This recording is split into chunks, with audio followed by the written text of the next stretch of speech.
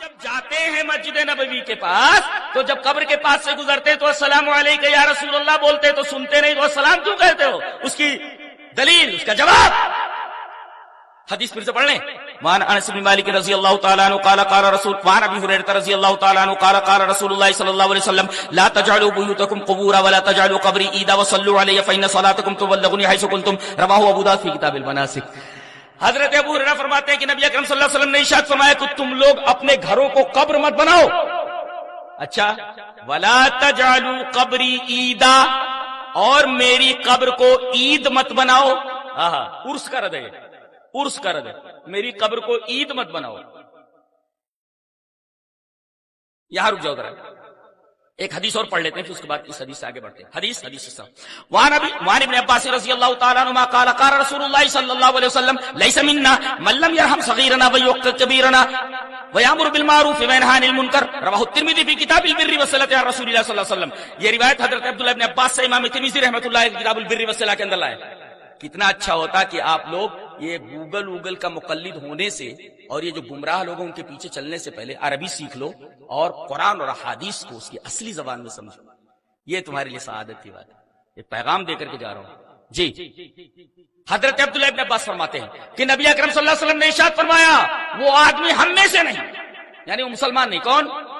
جو ہمارے چھوٹوں کے اوپر رحم نہ کرے اور جو ہمارے بڑوں کی عزت نہ کرے.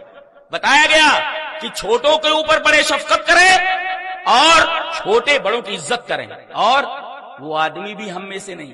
وَيَأْمُرُ بِالْمَعْرُوفِ وَيَنْهَى عَنِ الْمُنكَرِ، جو اچھی باتوں کا حکم نہ دے اور بری باتوں سے نہ روکے.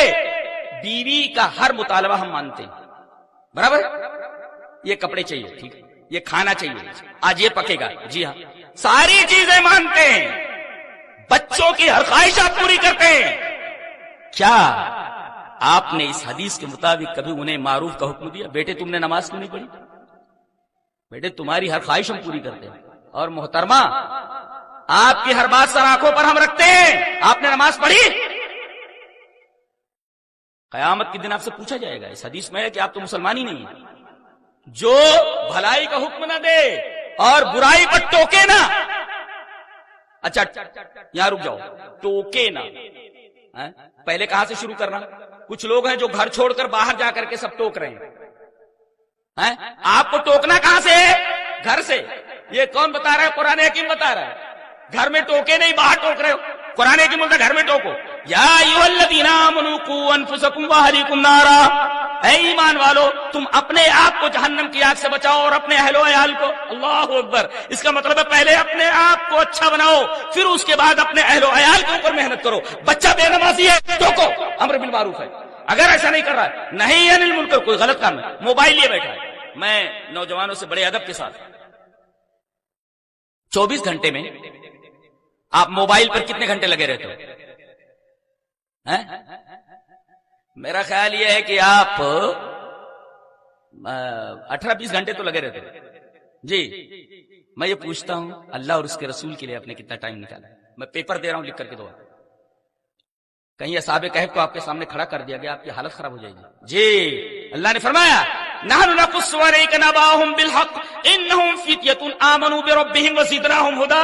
ارے تمہاری طرح وہ نوجوان تھے، اصحاب کہف نوجوان تھے، فتیہ نوجوان تھے. وہ آمنوا بربهم، اپنے رب پر ایمان لائے، وزدناهم هدى، اور انہوں نے اللہ کے لیے اپنے دیار کو چھوڑ دیا، غار میں پڑے رہے. اللہ تبارک و تعالی نے فرمایا کہ ان کی صحبت میں جو کتا تھا وہ کتا ہی رہا. وہ کتوں کا پیر نہیں بن گیا، وہ کتا ہی تھا. بار بار قرآن حکیم کیا بولتا ہے؟ وَيَقُولُونَ، وہ 3 تھے، چوتھا ان کا کتا. رابعہم کلبہم، 5 تھے، چھٹا ان کا کتا. 7 تھے، 8واں ان کا کتا. یہ بار بار کتا کیوں بول رہا ہے قرآن حکیم؟ کتا کتا. پتہ یہ چلا کہ نیک لوگوں کی صحبت میں رہنے کے بعد وہ کتا کتا ہی رہتا ہے. وہ نجس ہے. وہ کتا بھی اگر منہ ڈال دے تو 7 مرتبہ اس کو دھولنا پڑتا ہے.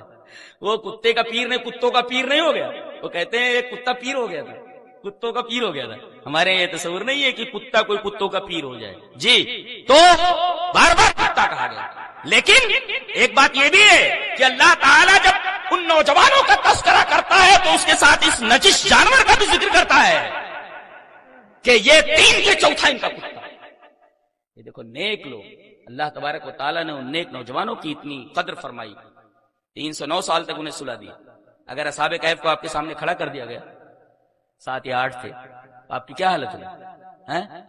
انہوں نے تو سب کچھ چھوڑ دیا تھا اللہ اور اس کے رسول کے لیے، اللہ کے لیے سب کچھ چھوڑ دیا. آپ نے کیا چھوڑا ہے؟ اب تو موبائل نہیں چھوڑ سکتے اللہ اور اس کے رسول کو. کھڑا کر دیا گیا، جواب نہیں دے پاؤ گے، گردن نپ جائے گی گردن. اور جتنے بھی لوگ غلط کام کرنے والے ہیں سب کی مثالیں ان کے سامنے کھڑی کر دی جائیں گی. یاد رکھو، آپ بچو گے نہیں. ایسا کیوں نہیں کیا؟ دیکھو اس نے کیا، یہ تمہاری طرح ہے. اچھا تم نے نہیں کیا، ارے یہ تھا نا. بادشاہ سے بھی پوچھا جائے گا، تمہارا بادشاہ بنایا گیا تھا، حکمراں بنایا گیا تو تم نے رعایا کے ساتھ کیا کیا؟ حضرت یوسف کو سامنے پیش کر دیا جائے گا. دیکھو یہ بھی ہے، ایک غیر مسلم حکومت کے اندر جو ہے انہیں عہدہ دیا گیا تھا. دیکھو کس طریقے سے عہدے کو نبھایا انہوں نے. اللہ اکبر. قرآن حکیم پڑھو، ساری چیزیں قرآن حکیم میں موجود ہیں. اس کے بعد تفسیر کے لیے اللہ تبارک و تعالیٰ نے اپنے رسول کو جو اس کی تشریح کے لیے احادیث دی ہیں، وہ حدیث ہمارے سامنے ہے، پوری تحقیق کے ساتھ اسے دیکھیں.